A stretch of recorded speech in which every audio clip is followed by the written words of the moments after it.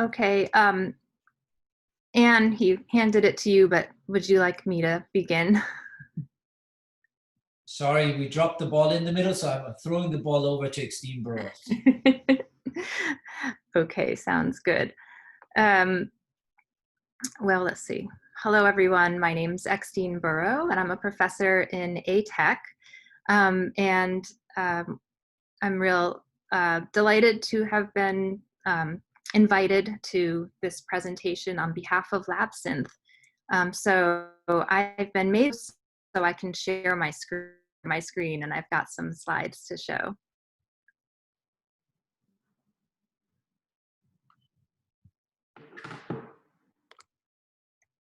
Great. Okay. LabSynthE is a framework for collaboration in the School of Arts, Technology, and Emerging Communication. And today we're presenting the 5th iteration of our ongoing project, One Breath Poem. I will introduce earlier versions of the work before we present One Breath Poem, A Needful Message.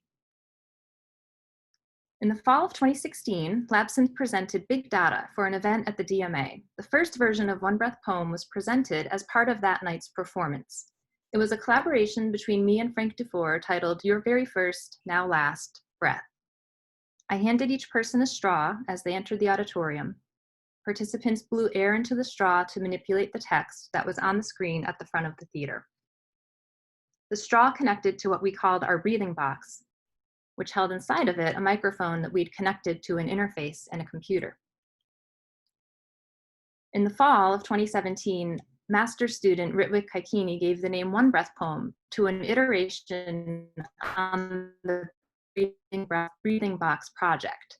We presented Ritwik's version of the project at Holocaust Remembrance Day in spring of 2018. So this project that we're about to present today is an iteration on one that you may have seen before at UT Dallas.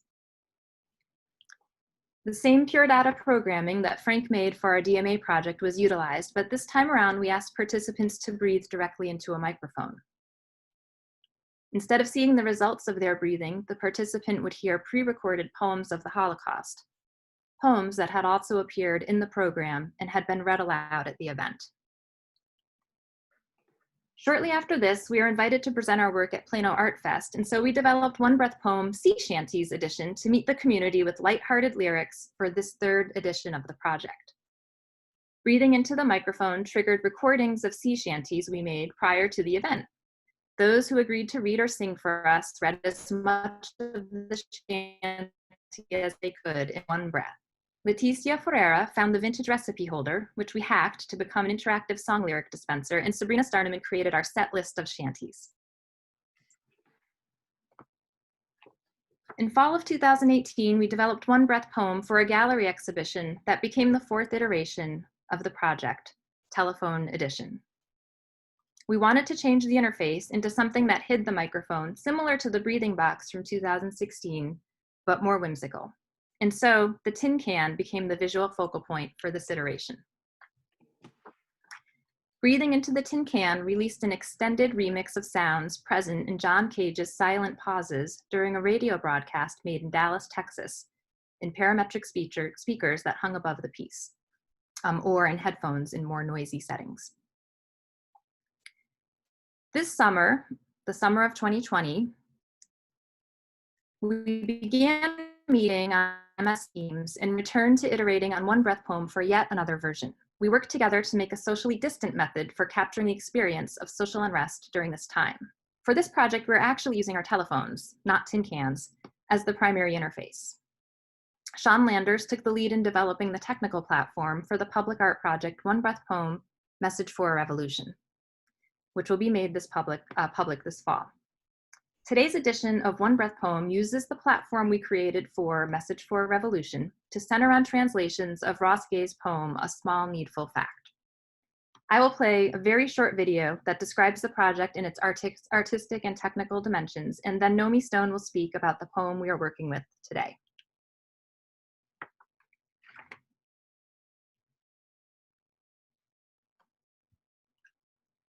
One Breath Poem, A Needful Message, is a telematic call and response project in which the voice expresses a poem or poetic phrase with the limitation of speaking in just one unit or a single exhale.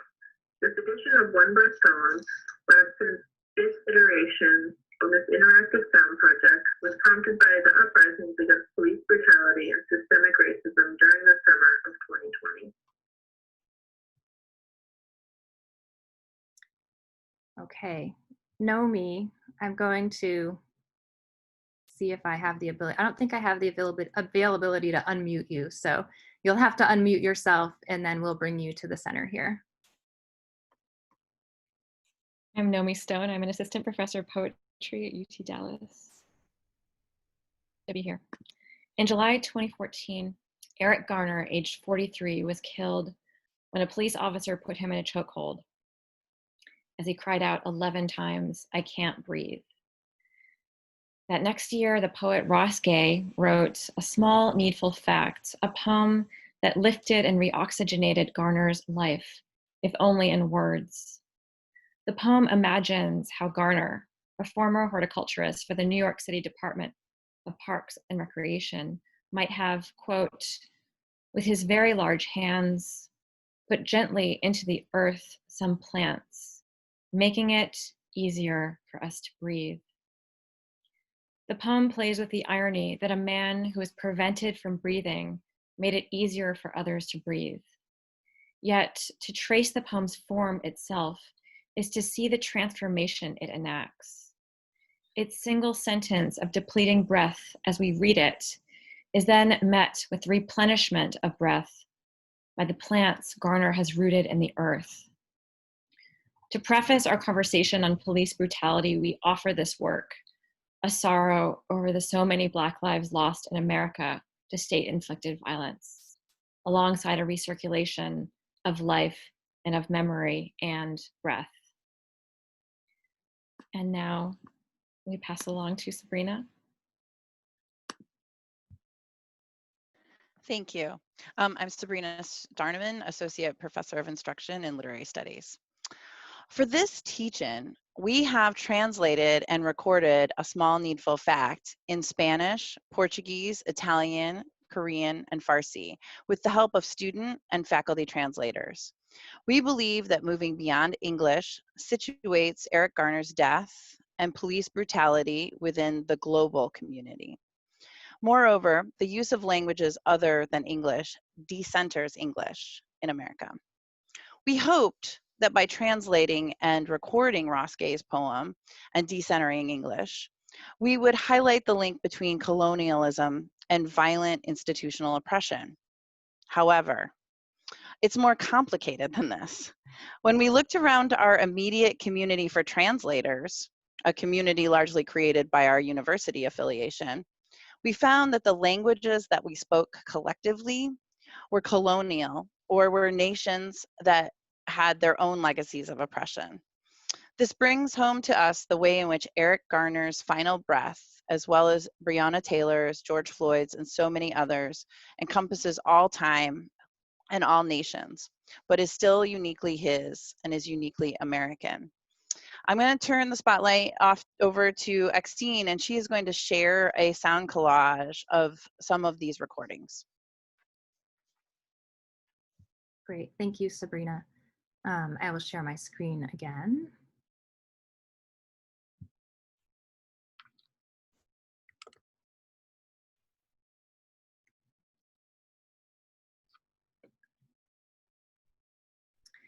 Okay, before I share the sound collage, we will be using the platform that we made for Message for Revolution, which is a call-in platform. So you will need your phones to participate.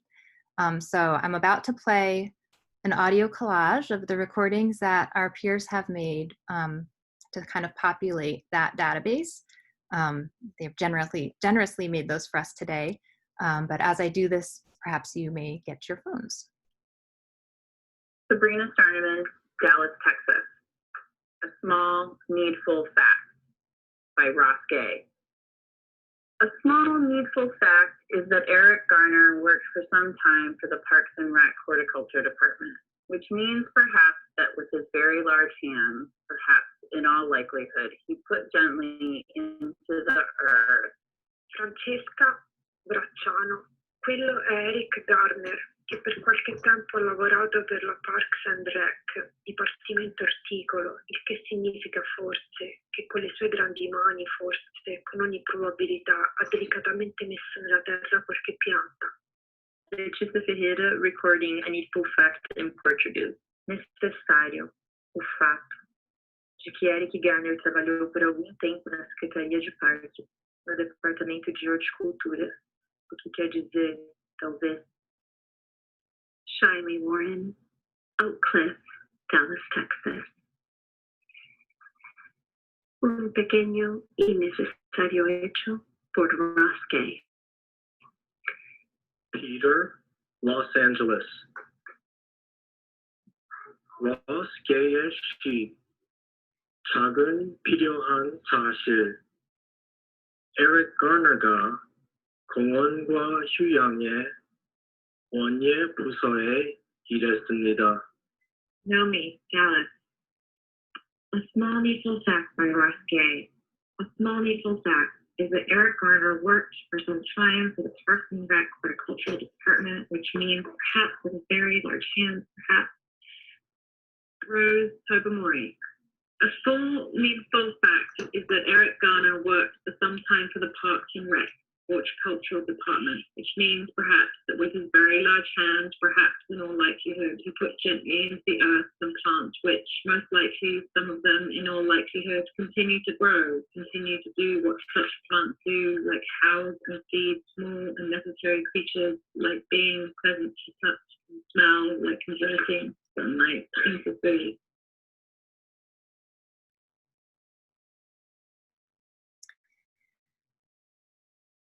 So this is the time that we invite you to call the number that you see on the screen. You'll have some options. You can choose to record or to listen. If you record, we invite you to record Ross Gay's poem in one breath, as much as you can read in one breath. There's an option to hear your recording and decide to save it or to re-record. There's also an option to listen to the recordings that have been made so far. And I'll just make a note that if you record for us today, it will populate in the system in about 20-ish minutes, and it will be available to listen to throughout the day. With that, I'll maybe take some silence for 2 or 3 minutes and give people an opportunity to make a phone call.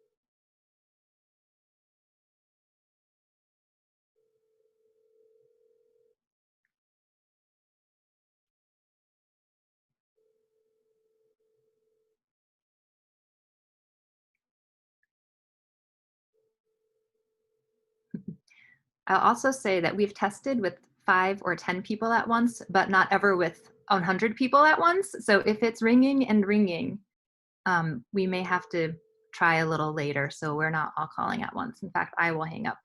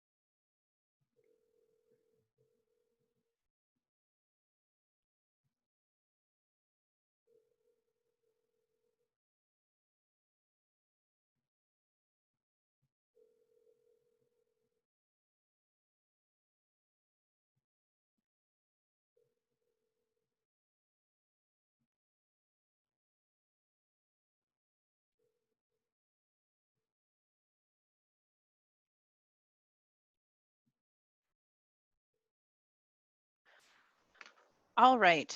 Hopefully, you all got to experience that on your phone, and you are really invited to call back later in the day, hear any messages that were pre-recorded and any messages that you might have recorded today. Let me just make a couple of announcements before, or tell you a couple things before we move on to our question and answer period. So this would be a great time if you have questions to put them in the chat. Hopefully that will be open. We would like to thank all the people who helped to make this project possible.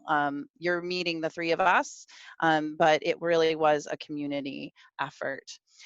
First of all, this edition of the project is being published on our platform for today only. It's being recorded, but due to issues of copyright, we're not going to have it available in perpetuity, at least not yet.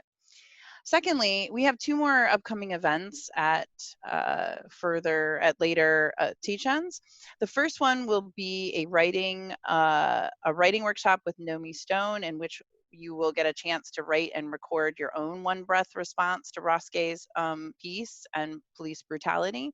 And the last event will be a presentation of those pieces that were written and recorded, and this is really truly this opportunity to speak back, and we hope that it has a kind of emotional experience.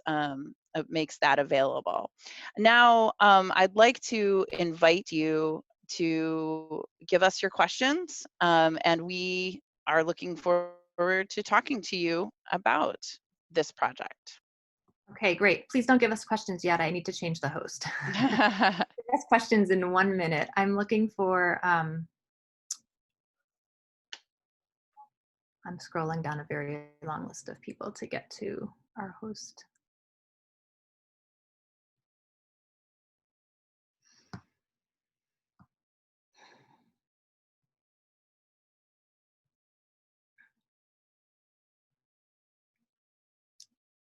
It's a long list of people.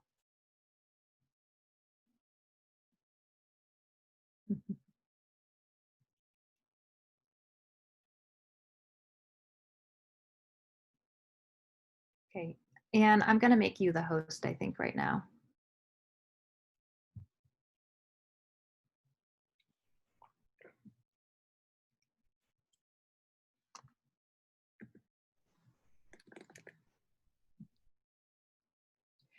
Great, so I'm now the host, so any questions that you send will be directed to me and I will relay them on to Extine, Nomi, and Sabrina.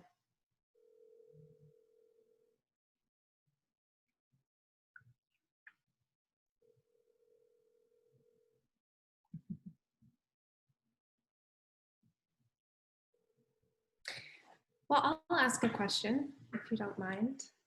I'm curious to hear about future projects with Roskay's poem, or perhaps with other poems. What is the next iteration in this ongoing project? Well, this platform was originally created to be available to the general public. And so what we really foresaw or really envisioned this project as taking a place in which after people are at protests or people are out in the community engaged with these issues, that they could sort of create their own one breath response in which they express whatever they can in that one breath and record it. And so it's a much more open platform with an opportunity, hopefully, to get responses from people around the globe. The version that we're doing today, I was talking to Sabrina about this just yesterday, that the version that we're working with today in the context of the teach-in centers on Roskay's poem, and it has a real kind of poetry and humanities flavor to it, humanities studies kind of flavor to it. But the platform that we created in the concept of One Breath Poem, a Message for a Revolution is meant to be more of a public art piece. And so it's meant to be generative in terms of asking people to participate creatively in the moment. And we're looking into, there's a few venues that we are looking into in terms of thinking about how it's one thing to make a piece of art or a work like this, and it's another to have people actually use it and participate with it. So there are some opportunities that we're looking into in the fall that would help us get the message out and the phone number out. And just to reply on the Roske piece of it, in the next event when we do the workshop, everyone will have a chance to reply to this poem and the way in which breath diminishes but is also recuperated by the end of it. And so it's in this particular vein of the project, we're creating something of a collective catharsis and response via that poem.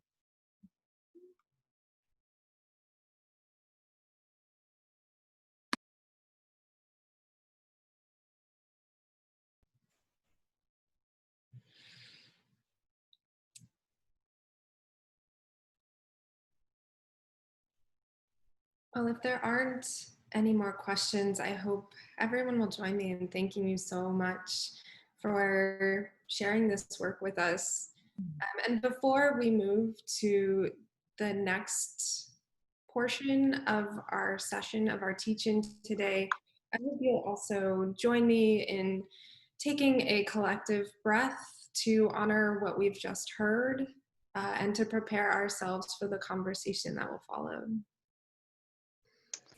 Thank you, Anne. I wanted to say the chat's not working at all.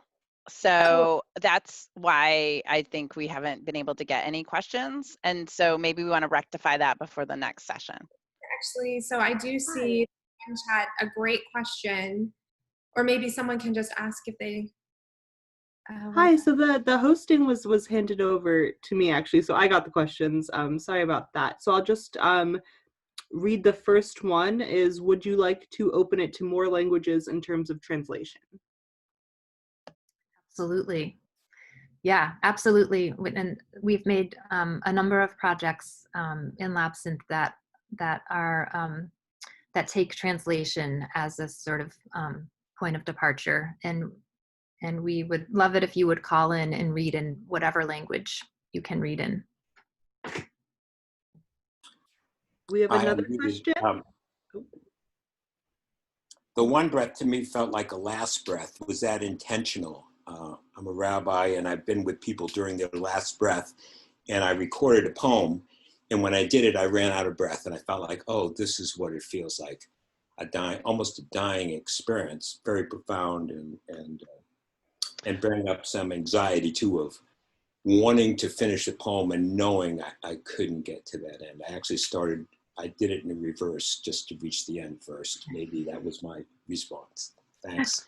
That's a beautiful observation, and most assuredly one that we felt resonated perfectly. In fact, we had been working with this one breath poem idea, but when Nomi brought to us this very poem, it really was perfect. You know, it was just perfect. Yeah, it's actually my dad. Thank you for the wonderful question. I think you're right. It took me several recordings to actually get through the poem. And so one feels the dying breath, the extension, that almost kind of dizzying vertigo of reaching the end of one's breath. And, you know, as a metaphor for the end of one's life too, and that's that dizzying feeling. And I think there's that profoundly in the poem. And there's also the work of putting the plants in the ground and kind of this work of reoxygenation that happens. So maybe it's both at once, a dying and a reanimating in some other way. Okay, we have just one last question. It is really hard to get the whole poem out in one breath. Is that an intentional effect for the event? Well, it seems like this is an issue that a lot of people are having, which is perfect. Yeah, sorry, I would turn that question to Ross Gay, who's not here. So,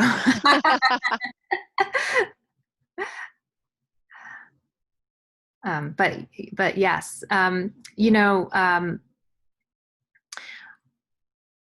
one of the aims of work of art is to bring forth the tensions that are kind of central to the message in the piece. And as a participant, the tension of trying to read this poem in one breath is purposefully a part of the experience.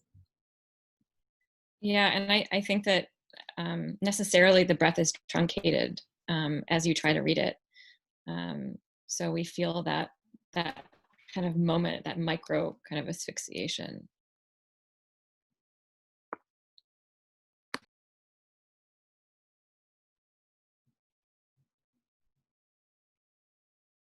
So I believe we have one last question, and then maybe Extine could offer just some closing thoughts before we move to the next section.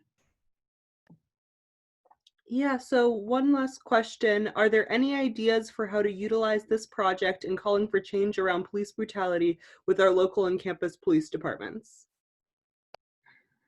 Well, who asked that question, and would you like to work with us on the next iteration? Because that sounds like another version of the project, and we'd be up for doing it. You know, one of the goals in a work of participatory art like this is to get people to feel comfortable in sharing their ideas and in sharing their livelihood, which means that the participant needs to feel a sense of trust. And the only way to create that is to place yourself in a community that trusts you. So I would be open to working on a project of that stature, but I would love for people who are invested in those communities to help us out.